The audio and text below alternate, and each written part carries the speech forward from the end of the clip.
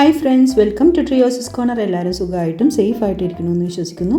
Thumbnail കണ്ട പോലെ തന്നെ നമുക്ക് വീട്ടിലൊക്കെ ഉണ്ടാക്കാൻ പറ്റുന്ന ഒരു HB ബൂസ്റ്ററിൻ്റെ റെസിപ്പി ആയിട്ടാണ് വന്നിട്ടുള്ളത്. ഇതിൽ കുക്കിങ്ങിൻ്റെ ഒന്നും ആവശ്യമില്ല കേട്ടോ. സാധനങ്ങൾ എടുക്കുക, എല്ലാം കൂടി ഒരുമിച്ച് മിക്സ് ചെയ്യുക, അത്രേ ഉള്ളൂ.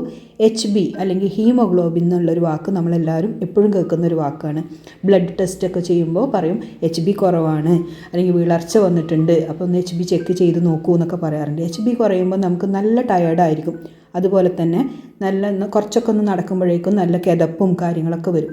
അപ്പോൾ അതൊക്കെ HBയുടെ കുറവാണ്. എന്താ HB എന്ന് പറയുന്ന ഈ ഹീമോഗ്ലോബിനാണ് നമ്മുടെ ശരീരത്തിലെ എല്ലാ ഭാഗത്തേക്കും ഓക്സിജൻ എത്തിക്കാനുള്ള ഒരു പ്രോട്ടീൻ. അപ്പോൾ ഈ പീരിയഡ്സ് ആവുമ്പോൾ സ്ത്രീകൾക്ക് നല്ല ടയേർഡായിരിക്കും. അതുപോലെ ടീനേജേഴ്സിലുള്ള പെൺകുട്ടികൾക്കാണെങ്കിൽ ടയേർഡായിട്ട് വരും ഈ പീരിയഡ്സിൻ്റെ ഒക്കെ സമയത്ത്, അല്ലേ? അപ്പോൾ അതിന്നൊക്കെ ഒരു ഹോം റെമഡി, നമ്മൾ കണ്ണി കണ്ട ടോണിക്കൊക്കെ കെമിക്കൽ വാങ്ങിച്ച് കുടിക്കണേക്കാളും നല്ലത് ഇങ്ങനെ ഒന്ന് നമ്മൾ വീട്ടിൽ പ്രിപ്പയർ ചെയ്ത് ഒരു 2 ആഴ്ച, പീരിയഡ്സ് വരുന്നതിൻ്റെ 2 ആഴ്ച മുന്നേ നമ്മൾ ഇത് കഴിക്കാൻ തുടങ്ങുക. ഡെയിലി ഒരു കുഞ്ഞ് സ്പൂണ്, വലിയ ടീസ്പൂണൊന്നും കഴിക്കണ്ട, ഒരു ചെറിയ സ്പൂണിൻ്റെ അളവിൽ ഡെയിലി രാവിലെ ഒന്ന് കഴിച്ച് നോക്കിയിട്ടുണ്ടെങ്കിൽ ഒരു 2 ആഴ്ച ട്രൈ ചെയ്തിട്ടുണ്ടെങ്കിൽ തന്നെ നമുക്ക് മാറ്റങ്ങൾ കാണാൻ പറ്റും. ഇത് പെണ്ണുങ്ങൾക്കും പെൺകുട്ടികൾക്കും മാത്രമല്ല കേട്ടോ, വീട്ടിലുള്ള ആണുങ്ങൾക്കും HB കുറഞ്ഞവർക്ക് കഴിക്കാൻ പറ്റും. അപ്പം ഞാൻ ഈ റെസിപ്പി പറയുന്നതിൻ്റെ മുന്നേ നിങ്ങൾ ഈ ചാനൽ ആദ്യമായിട്ടാണ് കാണണമെങ്കിൽ ഒന്ന് സബ്സ്ക്രൈബ് ചെയ്ത് സപ്പോർട്ട് ചെയ്യുക. ആ ബെല്ലൈക്കണും കൂടി എനേബിൾ ചെയ്തിട്ടുണ്ടെങ്കിൽ നിങ്ങൾക്ക് ഇതുപോലുള്ള വീഡിയോസിൻ്റെ നോട്ടിഫിക്കേഷൻ കിട്ടും. ഈ ഒരു റെസിപ്പി ഇവിടെ 4 പേർക്ക് വേണ്ടിയിട്ടാണ്, എനിക്കും ഹസ്ബൻഡും 2 മക്കൾക്കും വേണ്ടിയിട്ടാണ്. അപ്പോൾ അതിൻ്റെ ക്വാണ്ടിറ്റിയാണ് ഞാൻ കാണിക്കുന്നത്. ഇത് ഏകദേശം ഒരു 2 ആഴ്ചക്ക് വേണ്ടിയിട്ടുള്ള അളവാണ് കേട്ടോ കാണിക്കുന്നത്. ഞാൻ കുറച്ച് കാഷ്യൂ നട്ട്സ് എടുത്തിട്ടുണ്ട്, ഒരു 10 എണ്ണമൊക്കെ എടുത്തിട്ടുണ്ട്. അതുപോലെ ഒരു 10 ബദാം എടുത്തിട്ടുണ്ട്. അത്തിപ്പഴം ഒരു ഉണങ്ങിയത് 3 എണ്ണം, ഡ്രൈഡ് ഫിഗ് എടുത്തിട്ടുണ്ട്. ഗോൾഡൻ റേസിൻസും അതുപോലെ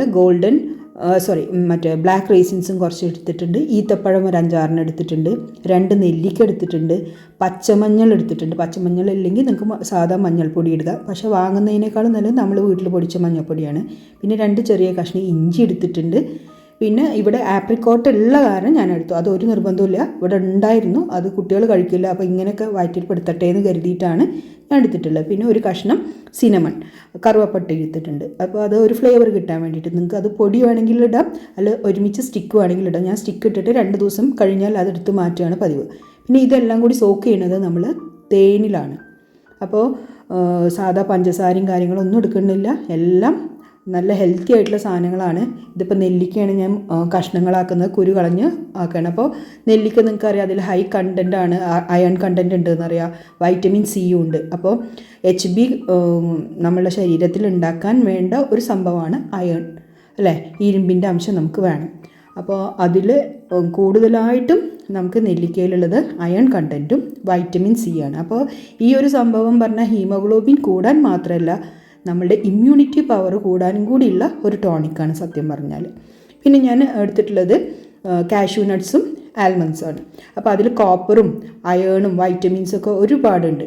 അപ്പോൾ ഈ അയേൺ കണ്ടൻറ്റ് കൂടാൻ വേണ്ടിയിട്ട് ഹെൽപ്പ് ചെയ്യാനും അത് HBയുടെ അളവ് കൂട്ടാൻ ഹെൽപ്പ് ചെയ്യുന്ന മിനറൽസാണ് കോപ്പറും ഒക്കെ. അപ്പോൾ അത് HB പ്രൊഡക്ഷന് അത് ഉണ്ടാക്കാൻ വേണ്ടിയിട്ട് ഹെൽപ്പ് ചെയ്യും. പിന്നെ ഞാൻ ഇപ്പോൾ മുറിച്ചിടുന്നത് ഡ്രൈഡ് ഫിഗാണ്. ഡ്രൈഡ് ഫിഗ് ആണെങ്കിലും നമുക്ക് HB എല്ലാം ഇതിൽ ഉള്ള എല്ലാ സാധനങ്ങളും ശരിക്കും പറഞ്ഞാൽ HB കൂടാൻ വേണ്ടിയിട്ടാണ്. നമ്മൾ ചെയ്യേണ്ടത് എന്താണെന്ന് വെച്ചാൽ എല്ലാം ചെറിയ കഷ്ണങ്ങളാക്കിയ ശേഷം വെള്ള നനവൊന്നും ഇല്ലാത്ത ഒരു ബോട്ടിലിൽ ഇടുകയാണ് വേണ്ടത്. പിന്നെ അതുപോലെ തന്നെ എല്ലാം നന്നായി കഴുകിയ ശേഷം അത് വെള്ളത്തിൻ്റെ അംശമില്ലാണ്ട് തുടച്ചെടുക്കണം. എന്നിട്ട് കുറച്ച് നേരം ഫാനിൻ്റെ അടിയിലോ അല്ലെങ്കിൽ വെയിലത്തോ വെക്കണം. അല്ലെങ്കിൽ എന്താ പറ്റുകയെന്ന് വെച്ചാൽ പെട്ടെന്ന് പൂപ്പൽ വരാനുള്ള ചാൻസ് ഉണ്ട്. മുറിച്ചിടുന്നുണ്ട്. ഇപ്പോൾ നെല്ലിക്ക മുറിച്ചിട്ടു, പിന്നെ കാഷ്യൂ നട്ടും ആൽമണ്ട്സും ബദാമും മുറിച്ചിട്ടു. അപ്പോൾ നമ്മൾ വീട്ടിലൊക്കെ ചെയ്യുമ്പോൾ കുറച്ചളവിൽ മതി. ഇപ്പോൾ ഒരു കുട്ടിക്കൊക്കെ കൊടുക്കാനുള്ള വെച്ചാൽ അത്ര മതി. പിന്നെ ബ്ലാക്ക് റേസിൻസും ഗോൾഡൻ റേസിൻസും ഇട്ടിട്ടുണ്ട്. പിന്നെ ജിഞ്ചർ, ഇഞ്ചിയുടെ ചെറിയ കഷ്ണങ്ങൾ ഇടുന്നുണ്ട്. അതുപോലെ സിനമൺ, ഞാൻ പറഞ്ഞു നേരത്തെ, സിനമൺ എന്ന് പറഞ്ഞാൽ നമ്മളുടെ കറുവപ്പട്ട, അത് ചെറിയൊരു ഫ്ലേവർ കിട്ടാൻ വേണ്ടിയിട്ടാണ്. അപ്പോൾ കഴിക്കാനൊക്കെ ഒരു പ്രത്യേക ടേസ്റ്റ് ഉണ്ട്. പിന്നെ അതുപോലെ തന്നെ ഇതിലെല്ലാം മധുരമുള്ള കാരണം നമ്മൾ ഷുഗർ ലെവലൊന്ന് കൺട്രോൾ ചെയ്യാനും കൂടി സിനമണ് ഹെൽപ്പ് ചെയ്യും. പിന്നെ ഇത് പച്ചമഞ്ഞളാണ്. പച്ചമഞ്ഞൾ തൊലി കളഞ്ഞ് അത് നന്നായിട്ട് ചെറിയ കഷ്ണങ്ങളാക്കി ഇതിലിടുക. കൂടുതൽ മഞ്ഞൾ വേണ്ട കേട്ടോ. അപ്പോൾ HB കണ്ടൻറ്റ് ഒരുപാട് കൂടും. HB കണ്ടൻറ്റ് കൂടുന്നതും കുഴപ്പമാണ്, കുറയുന്നതും കുഴപ്പമാണ്. അപ്പോൾ എല്ലാം ഒരു നോർമൽ ലെവലിൽ കൊണ്ടുപോകണം. അതുപോലെ ഇഞ്ചിയുടെ ചെറിയ കഷ്ണങ്ങളാക്കിയിട്ട് അതും ഇടുന്നുണ്ട്. അപ്പോൾ അതൊരു ഫ്ലേവറിന് വേണ്ടിയിട്ടുമാണ്. പിന്നെ ഇത് ഭയങ്കര സ്വീറ്റ് അല്ലേ, തേനൊക്കെ ആകുമ്പോഴും ഫ്രൂട്ട്സ് വരുമ്പോഴൊക്കെ നല്ല സ്വീറ്റ്നെസ് ഉണ്ടാവും. അപ്പോൾ അതൊന്ന് ബാലൻസ് ചെയ്യാൻ വേണ്ടിയിട്ടാണ് ഇഞ്ചിയുടെ കഷ്ണങ്ങളും കൂടി ഇടുന്നത്. അപ്പോൾ എല്ലാം കൂടി 2 ദിവസം തേൻ ഒഴിച്ച് വെക്കുമ്പോൾ സോക്കായി നമ്മൾ കഴിക്കുമ്പോൾ നല്ലൊരു ഫ്ലേവറും കിട്ടും, നല്ലൊരു ടേസ്റ്റും ആയിരിക്കും. അപ്പോൾ ഇഞ്ചിയും ടെർമറിക് ആണെങ്കിലും അതുപോലെ എന്താ പറയുക, നമുക്ക് ഇമ്മ്യൂണിറ്റി പവറൊക്കെ കൂട്ടുന്ന സാധനമാണ്. നമുക്ക് അറിയാം, ഞാൻ മഞ്ഞളുടെ കാര്യങ്ങളൊന്നും പ്രത്യേകിച്ച് എന്താ അതിൻ്റെ ഗുണങ്ങളൊന്നും പറയേണ്ട ആവശ്യമില്ല. നമ്മൾ പാലിലൊക്കെ മഞ്ഞൾ ഇട്ട് കുടിക്കുന്ന ആൾക്കാരാണല്ലോ. അപ്പോൾ അതാണ് സംഭവം. പിന്നെ ആപ്രിക്കോട്ടാട്ടോ, ആപ്രിക്കോട്ടിൻ്റെ കുരു അതും ഡ്രൈഡാണ്. അപ്പോൾ അതിൻ്റെ കുരു കളഞ്ഞിട്ട് ഞാൻ കഷ്ണങ്ങളാക്കിയിട്ടുണ്ട്. അത് ഒരു നിർബന്ധമില്ല, ഇവിടെ ഉള്ളതുകൊണ്ട് മാത്രം ഞാൻ ഇടുകയാണ്. കുട്ടികൾ അങ്ങനെയൊന്നും വേറെ വേറെ കൊടുത്താൽ കഴിക്കില്ല. അപ്പോൾ ഇങ്ങനെയൊക്കെ കൊടുത്താൽ ഒരുമിച്ചാകുമ്പോൾ കഴിക്കുമല്ലോ എന്ന് കരുതിയിട്ട് ഇട്ടതാണ്. അപ്പോൾ അതും തന്നെ ആപ്രിക്കോട്ടാണെങ്കിലും അയൺ കണ്ടൻറ്റ് നമ്മുടെ ശരീരത്തിൽ ഇൻക്രീസ് ചെയ്യാൻ സഹായിക്കുന്ന ഒരു ഫ്രൂട്ടാണ്.